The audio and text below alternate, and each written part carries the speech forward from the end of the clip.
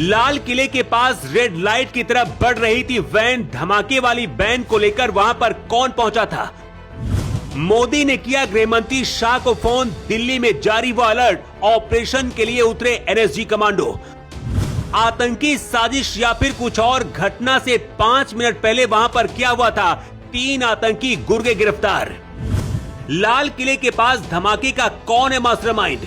जिस वैन में हुआ धमाका उसे लेकर कौन आया था? लाल किला देश का सबसे सुरक्षित इलाका, भीड़ भाड़ वाला इलाका।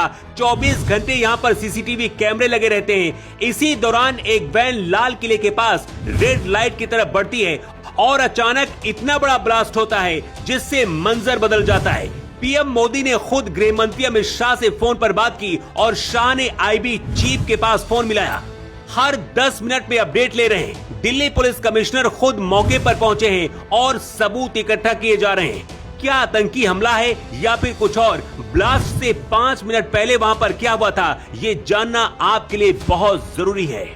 पिछले 48 घंटे से जम्मू कश्मीर से लेकर यूपी और दिल्ली से सटे फरीदाबाद में ऑपरेशन चल रहा है। फरीदाबाद में करीब 3000 किलो आरडीएक्स मिला था, जिसमें डॉक्टर आदिल को गिरफ्तार किया गया और आईबी के अधिकारी पूछताछ कर रहे हैं। और भी भारी हथियार पाए गए थे। यूपी पुलिस भी इस ऑपरेशन में शामिल थी। इसीलिए लाल किले के पास धमाके का संबंध इससे हो सकता है। खबर लिखे जाने तक 10 लोगों की मौत हो चुकी है और फिल्म की तरह ब्लास्ट के बाद गाड़ियां उड़ रही थीं। एक चश्मदीद ने बताया कि जब ब्लास्ट हुआ तो वो घर पर था।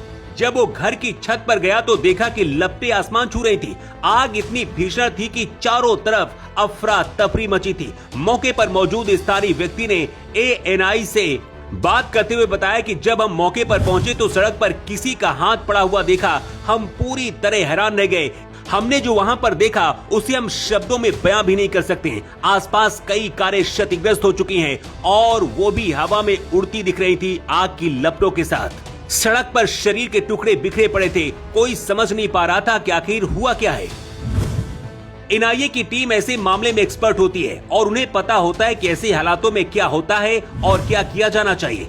यही वजह कि मौके पर एनएसजी कमांडो पहुंच चुके हैं और एफएसएल की टीम सबूत इकट्ठा कर रही है और खुफिया एजेंसियां किसी बड़ी साजिश तक पहुंचने की कोशिश कर रही हैं। धमाके के बाद देश के सभी बड़े शहरों में अलर्ट जारी किया गया है। दिल्ली पुलिस कमिश्नर सतीश गोलचा का कहना है कि जब धमाका हुआ उस दौरान कार बहुत धीमी रफ्तार से चल रही थी। मतलब ये हादसा नहीं बल्कि सोची समझी साजिश हो सकती है या फिर फिदायीन हमला हो सकता है। पिछले 48 घंटे में गुजरात से लेकर फरीदाबाद तक कई डॉक्टरों को गिरफ्तार किया गया है जो आतंकियों के संपर्क में थे।